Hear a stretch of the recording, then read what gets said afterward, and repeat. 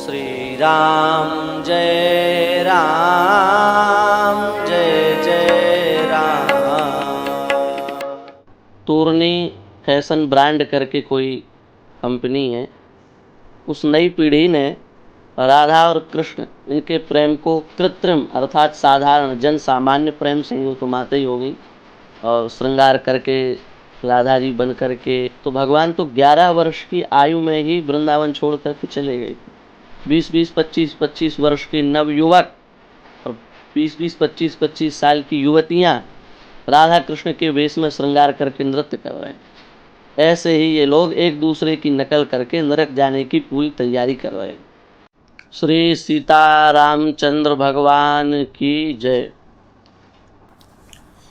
कुछ दिन पूर्व एक सूचना प्राप्त हुई, जिस सूचना में यह बात बताई गई कि तोरनी फैशन ब्रांड करके कोई कंपनी है जो अलग अलग प्रकार से वस्त्रों को बनाती है, उसकी डिजाइन्स बनाती है।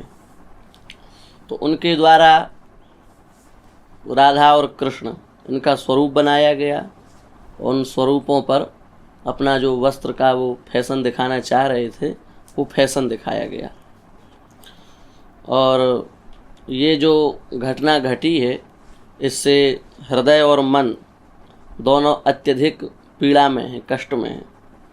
उसका कारण यह है कि वर्तमान समय में जो नई पीढ़ी है उस नई पीढ़ी ने राधा और कृष्ण इनके प्रेम को कृत्रिम अर्थात साधारण जन सामान्य प्रेम समझ रखा है और उसी प्रकार की भावना से भावित होकर के वो लोग नए नए स्वरूप में श्रृंगार करना और 25-25, 30-30 साल की माताएं कन्या क्या कहेंगे, वो तो माता ही हो गई, और श्रृंगार करके राधा जी बन करके और भजन डाल करके अपने को प्रसिद्ध करना चाह रहे हैं।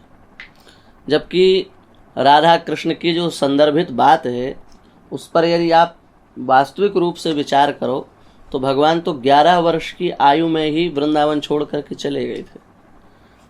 राधा और कृष्ण की जितनी भी व्रज में लीलाएं हुई हैं वो 11 वर्ष की कम आयु की लीला हैं। इसके बाद तो ठाकुर जी मथुरा चले गए थे। लेकिन यहाँ हम क्या देख रहे हैं, 20-20, 25-25 वर्ष के नवयुवक और 20-20, 25-25 साल की युवतियाँ राधा कृष्ण के वेश में श्रृंगार करके नृत्य कर रहे हैं। अब आप बताइए वहाँ राधा कृष्ण कहाँ रह गए? वृंदावन की सब लीलाएं तो 11 वर्ष में भगवान संपन्न करके मथुरा चले गए और यहाँ अधेड़ जो हो गए हैं, जिनके जीवन की आधी आयु व्यतीत हो गई है, वो राधा कृष्ण बने घूम रहे हैं।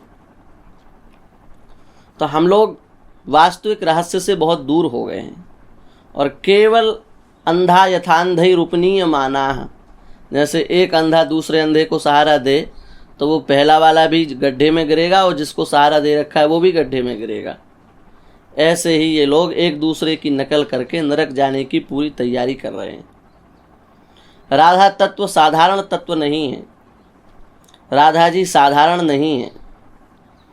यो ब्रह्म रुद्र शुक नारद भीष्म मुख्यैरालक्षितो न सहसा पुरुषस्य तस्य सद्यो वशीकरण चूर्ण मनंत शक्ति उत्तम राधिका चरण रेणु मनुस्मरामि। ब्रह्मा जी, भगवान शंकर और भीष्म जी, सुखदेव जी, इन सबके भी द्वारा जो आलक्षित नहीं होती हैं वे श्री राधा रानी हैं। और उन श्री राधा रानी को आज सबको ये लोग लक्षित करा रहे हैं। जिन श्री राधा रानी की चरण धूलि की उद्धव जैसे ज्ञानी प्रार्थना कर रहे हैं, जो बृहस्पति जी के शिष्य हैं, परम ज्ञानी हैं, वो भी जब ब्रज में आए और उन्होंने श्री राधा रानी की प्रेम दशा भाव दशा देखी तो वो कह रहे हैं आशा महो चरण रेणु जुसाम हम श्याम। हमारा यदि इतना पुण्य ना हो कि हम इस वृंदावन में मनुष्य के रूप में जन्म ले सकें तो कम से कम हमको यहाँ लता पता के रूप में जन्म प्राप्त हो जाए, जिसके कारण श्री राधा रानी की यह जो चरण धूलि है ये मेरे मस्तक पर पड़ेगी और मैं कृतकृत्य हो जाऊंगा, कृतार्थ हो जाऊंगा। इन ब्रजगोपियों की चरण धूलि, नंदनंदन श्याम सुंदर की चरण धूलि, श्री राधा रानी की चरण धूलि मेरे मस्तक पर पड़ेगी और मैं अपने जीवन को कृतकृत्य समझूंगा। ये उद्धव जी जैसे ज्ञानी बात कर रहे हैं। और यहाँ चरण धूली नहीं, चरण भी नहीं, पूरा श्रृंगार दिखाया जा रहा है। बस इसीलिए हरिवंश महाप्रभु ने लिखा है, श्री शुक प्रगट कियो नहीं आते, जानि सार को सार। श्री सुखदेव जी महाराज ने इसीलिए इस परम तत्व श्री राधा तत्व को प्रकट नहीं किया, क्योंकि ये सार का सार है। और हमें तो दूसरी बात यह भी समझ में आती है कि इसके सब अधिकारी भी नहीं है जानने के। श्री राधा तत्व को समझने के सब अधिकारी भी नहीं है, उसको सब समझ नहीं पाएंगे। आप देख तो रहे हो किस प्रकार से लोग उसको समझ रहे हैं। हम लोगों ने श्री कृष्ण को एक मनुष्य समझ रखा है, पुरुष, और श्री राधा रानी को एक स्त्री समझ रखा है। इसी भाव में हम उनका दर्शन करते हैं, साधारण प्राणी। पर पंडित जी, बड़े ध्यान से समझने योग्य बात है, श्री कृष्ण पुरुष हैं ही नहीं, श्री राधा रानी स्त्री है ही नहीं, अपितु एक ही रसानंद तत्व दो भागों में विभक्त है। अब उसमें कौन स्त्री है कौन पुरुष है इसका निर्णय करना संभव नहीं है। श्वेताश्वेतरोपनिषद में लिखा है, त्वम स्त्री, हे परब्रह्म तुम ही स्त्री हो, और त्वम पुमानसी, तुम ही पुरुष हो। त्वम कुमारा, आप ही कुमार हो, उतवा कुमारी, आप ही कुमारी हो। तो ऐसी स्थिति में किसी कन्या को राधा बना देना और किसी लड़के को कृष्ण बना देना, ये कहाँ तक उचित है? क्योंकि जो पुरुष और स्त्री से सर्वथा परे हैं, उनको पुरुष और स्त्री बना करके प्राकृत जैसा दिखाना, ये कहाँ तक शास्त्रीय है, इसको हमें समझना पड़ेगा। राधा तत्व तो सर्वथा निगम अगोचर बात। क्या कहा गया? निगम अगोचर बात। वेद के लिए भी, वेद से भी परे तत्व है, वेद भी इस तत्व तक नहीं पहुंच पाते हैं। और आपको क्या बताएं, आपको सुनकर के बड़ा आश्चर्य होगा, बृहद वामन पुराण में तो यहां तक लिखा है कि ब्रह्मा जी ने 60,000 वर्षों तक गोपियों की चरण रज प्राप्त करने के लिए तपस्या की। गोपियों की चरण रज लिखा है, 60 वर्ष सहस्राणी मया तप्तम तपः पुरा, तथापि न मया प्राप्तस्तासां वै पादरेणवः।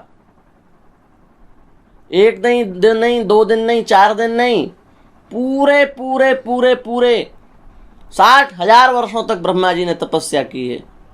किस लिए? कि हमको गोपियों की चरण रज प्राप्त हो जाए।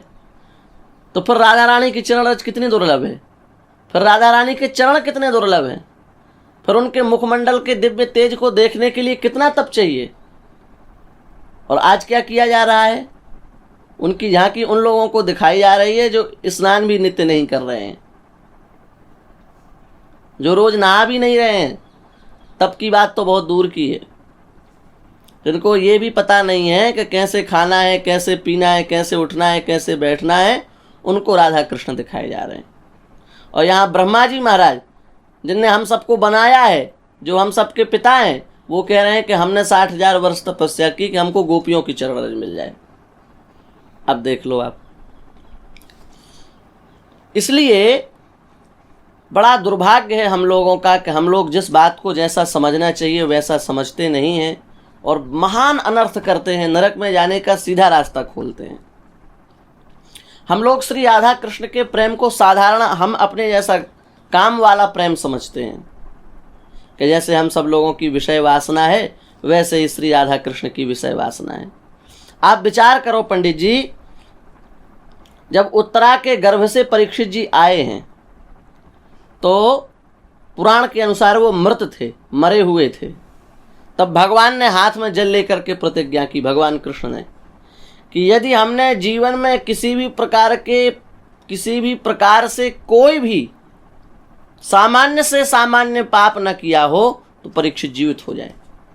और भगवान के ऐसा संकल्प करते ही परीक्षित जी जीवित हो गए।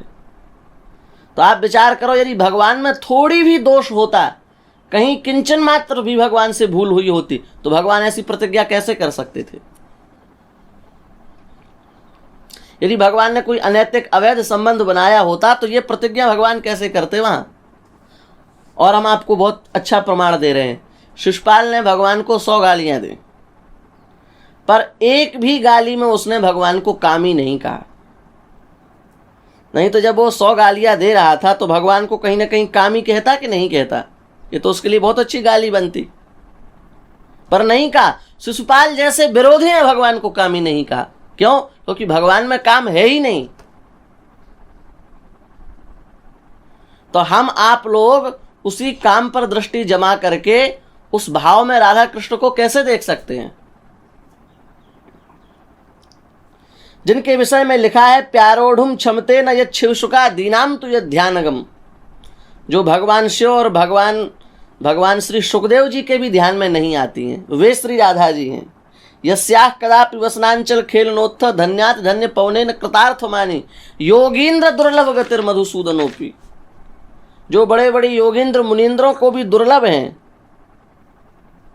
जिनका दर्शन उन श्री राधा रानी को इस प्रकार से लोग दिखा रहे हैं, उनके स्वरूप को इस प्रकार से लोग दिखा रहे हैं।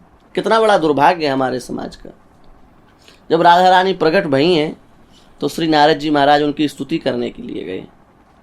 तो पद्म पुराण में लिखा है कि नारद जी महाराज स्तुति करते हुए कह रहे हैं, योगींद्राणाम ध्यान पथम नत्वम स्पृशसि करहिचित। हे श्री राधा रानी, योगी नहीं, जो योगियों के इंद्र हैं अर्थात महान योगी हैं, उनके भी आप ध्यान देश में नहीं आती। प्रत्यक्ष की बात तो जाने दो, उनके ध्यान मार्ग में भी कभी आप नहीं आती। तो जिन बड़े बड़े योगींद्र मुनींद्रों के ध्यान मार्ग में भी श्री राधा रानी नहीं आती, क्या वो हम आप जैसे कलिमल ग्रसित अंतःकरण के जीवों के प्रत्यक्ष हो सकती हैं? लेकिन लोग बना रहे हैं, और ऐसा बना करके वे अपनी नरक की यात्रा पक्की कर रहे हैं।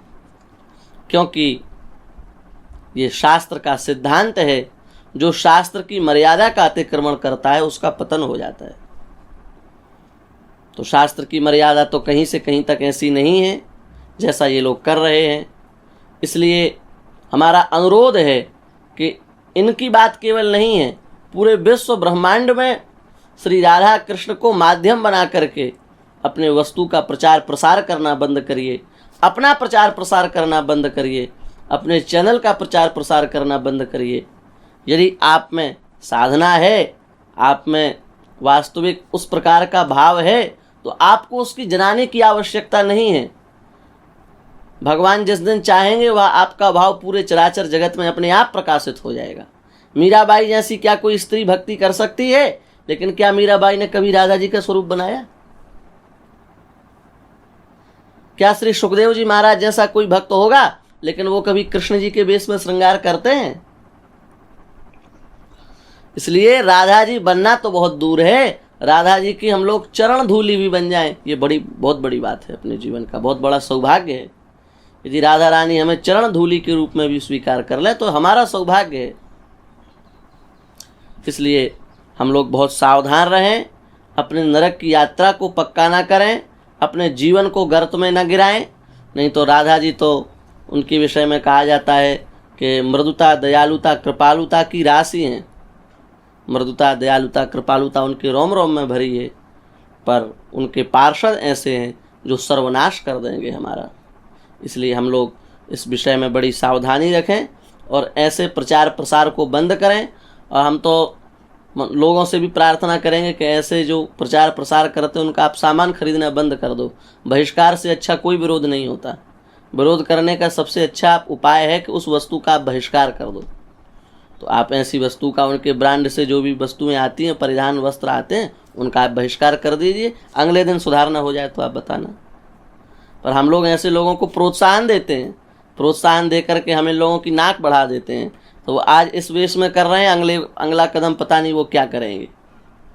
इसलिए सब लोग सावधान रहें और राधा तत्व को समझने का प्रयास करें। हंसी मजाक और अपनी मानसिक गंदगी को निकालने के लिए राधा कृष्ण का नाम ना लें, उनको प्रमाण ना बनाएं, नहीं तो महान दुर्गति और महान नरक की यात्रा हमारी होगी। बस यही कह करके हम अपनी वाणी को विराम देते हैं। श्री वृंदावन बिहारी लाल की जय।